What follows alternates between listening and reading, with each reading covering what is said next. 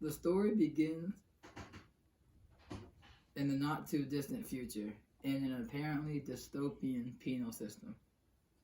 The setting is in a very tall prison tower with an unknown number of floors with one cell and two prisoners each floor.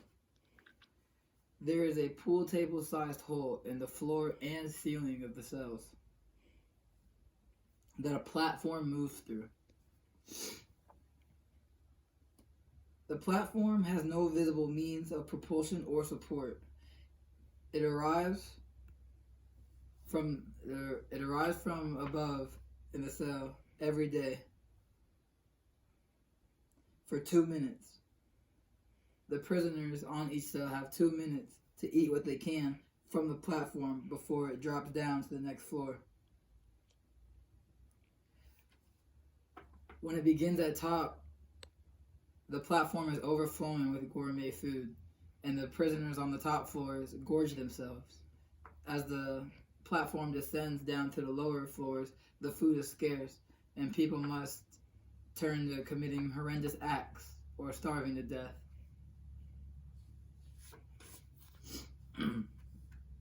Every 30 days, the inmates change levels, so over time, they all know what it is like to be either a have or a have not. Our hero is abhorred by this process and attempts to change it to a more egalitarian system where everyone shares the food equally. I believe that the levels of the prison are allegorically related to Dante's Inferno, in which as you descend into the lower, the suffering increases. Our hero is conceptually a human/Christ figure who felt pain and suffering and would even descend into the lower depths of hell to save the helpless. He is our guide through this surreal experience. This is a metaphorical journey that everyone should take. You'll be glad you did. In the Scribeni text, we learned that a well-drawn character has a consistent worldview and inner life and is a perfect fit with the plot. Given this criteria, our hero, Goring, is a superb character. He draws empathy in a surreal situation that is difficult to do. You will find yourself rooting for him. The literary library reference, Literary Devices, describes a plot as the foundation of a story, around which the setting and characters are written. The platform is very like the minimalist plays of Samuel Beckett, a Nobel Prize winner, which is very high praise. The French writer Antoine de Saint-Exupéry famously said, "Perfection is achieved not when there is nothing more to add, but when there is nothing to take away." The plot of the platform honors this minimalist tradition. It is as intertwined as the double helix in DNA, but its overriding direction is as straight as an arrow. It positions a force of good in a place of evil and lets the inevitable war play out. It uses the devices of allegory and thematic reference to perfection to orient and guide the audience. It is a stimulating trip.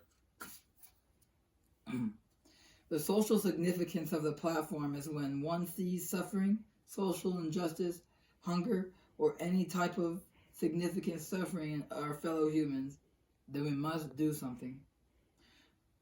First, we need strong spiritual and moral beliefs that are held sacred. When time comes to manifest these beliefs, one must do so. The struggle will be hard. The evil in this world is powerful and unspeakable.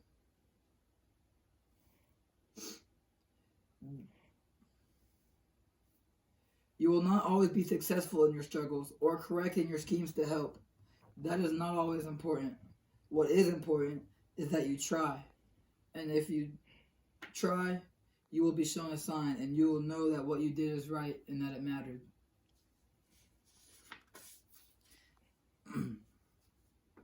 The author picked an unusual vehicle to frame and pursue a tale of hope. Allegorical, thematic, and deeply rooted to Christian symbolism.